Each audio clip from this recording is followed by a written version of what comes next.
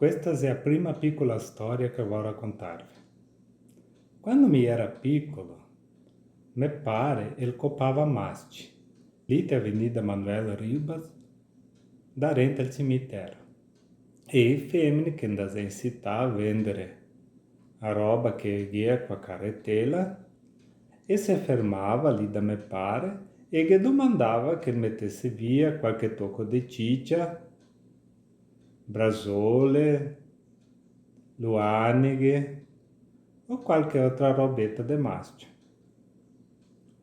E mi pare, invece di scrivere tutto in una carta, il metteva via tutto quanto a testa.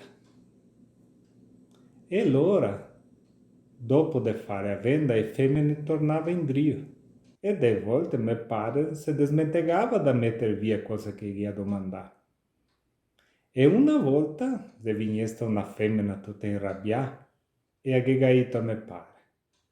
No, gli ho messo via i brasoli che te go domandai stamattina.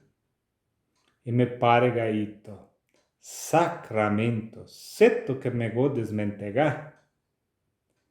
E ella più inrabbiata ancora che gaito. E adesso, cosa che gli dà mia mene questa sera per mangiare? E mi pare che gaito, da che uvi? E ella guarda e gaito, uvi, pettiti su pal culo. Mi capo che me ne ho parlato quel dì, che gatto a mangiare uvi stesso perché non che era ciccia. E così sta questa piccola storia. Fino alla prossima.